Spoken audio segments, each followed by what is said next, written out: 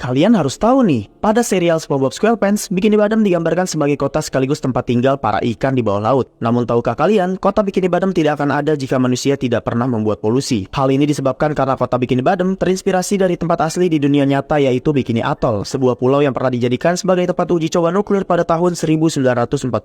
Bukti ini bisa kita lihat pada episode yang berjudul The Ink for Pie dan The Krusty Plate. Ledakan asli dari uji coba nuklir di Bikini Atoll juga dipakai pada adegan di episode itu. Kemudian pada episode yang berjudul The Monster Walk Came to Bikini Bottom, terlihat Patrick melepaskan penutup pada tong yang berisi cairan nuklir. Cairan tersebut kemudian mengalir ke tanah hingga bermutasi dan menciptakan seekor monster. Dan pada episode yang berjudul Feral Friends, diperlihatkan bahwa ada sebuah bulan radioaktif yang memiliki kekuatan mengubah ikan di sana menjadi bisa berbicara. Dan semua itu sekaligus menjelaskan kenapa para hewan laut di Bikini Bottom bisa berbicara dan bertingkah seperti manusia. Dan ada satu teori menarik yang mungkin kalian belum tahu nih, kalau langit-langit di SpongeBob yang berbentuk bunga itu sebenarnya merupakan tumpahan minyak yang menyatu dengan air hingga memunculkan warna yang beragam.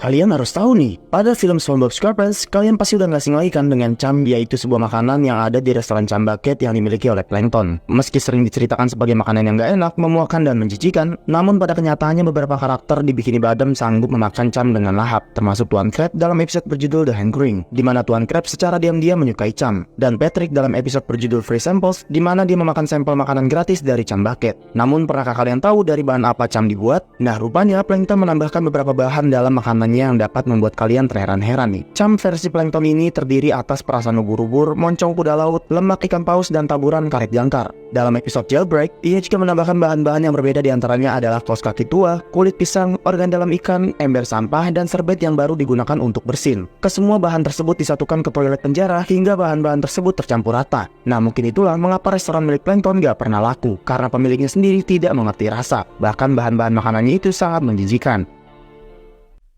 Kalian harus tahu nih, dalam serial SpongeBob SquarePants berjudul The Place, The Thing, seekor ikan petugas pos bernama Norton mengunjungi Krusty Krab dengan tujuan membawakan surat untuk Squidward. Karena Squidward tidak muncul ketika dipanggil, SpongeBob mengira bahwa Squidward tidak ada di kasir, padahal Squidward saat itu sedang tertidur. Melihat hal itu, SpongeBob pun berinisiatif untuk membuat balon sebagai replika dari Squidward. Nah, tahukah kalian adegan ketika SpongeBob meniup balon-balon tersebut dikenal dengan The Balloon Squidward Joke atau lelucon balon Squidward? Dalam adegan itu, banyak orang yang beranggapan bahwa Nickelodeon menyusupkan sebuah pesan atau lelucon tersirat. Pesan itu terlihat dari bentuk balon yang ditiup oleh SpongeBob. Berbeda dengan balon berbentuk normal yang pernah tayang dalam serial tersebut, balon yang digunakan dalam episode ini sekilas terlihat mirip seperti alat kontrasepsi pria. Nah, beberapa orang menganggap bahwa keberadaan benda tersebut sebagai sindiran bagi pembuangan sampah ke laut dalam skala besar, yang menyebabkan benda-benda kotor seperti alat kontrasepsi itu bisa berada di dasar laut.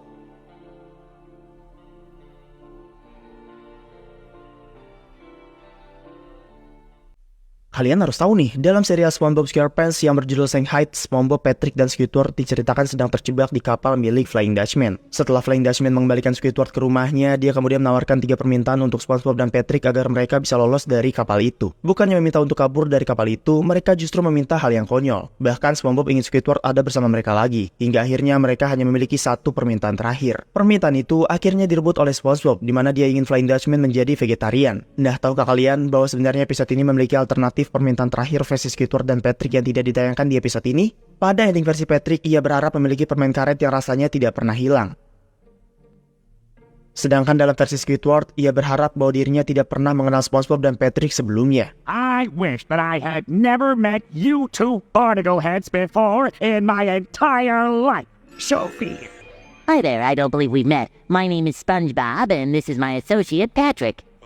That's not what I meant. Kalian harus tahu nih, pada serial SpongeBob SquarePants, tepatnya di pantai Golegon tempat Larry bekerja, mungkin kalian berpikir bagaimana bisa ada pantai di bawah laut kan? Dan ini benar-benar gak ada logikanya sama sekali kan? Namun tahukah kalian, nyatanya fenomena pantai di bawah laut bisa kalian temukan di Meksiko, tepatnya di bawah laut Cenote Angelita, di mana di situ terlihat adanya aliran yang berbeda, terlihat seperti sungai yang dikelilingi juga dengan ranting-ranting dan dedaunan. Dan sungai itu juga memiliki kedalaman 35 meter. Nah, fenomena tersebut bisa terjadi karena adanya percampuran antara air asin dengan hidrogen sulfida yang akan membuatnya terlihat bata seperti kabut yang membedakan antara keduanya. Selain itu, di episode The Camping episode atau Life of Crime, di situ diperlihatkan bagaimana SpongeBob dan Patrick dengan santainya menikmati api unggun di dasar laut. Nyatanya api memang bisa menyala di dalam air karena di dalam air juga masih mengandung oksigen, sedangkan api membutuhkan oksigen. Jadi selama nyala api masih kuat, api akan tetap menyala walaupun terendam di dalam air. Fenomena ini bisa banyak kalian temukan pada gunung-gunung berapi di bawah laut, atau kalian juga bisa menonton video ini yang memperlihatkan kembang api tetap menyala walaupun dimasukkan ke dalam air.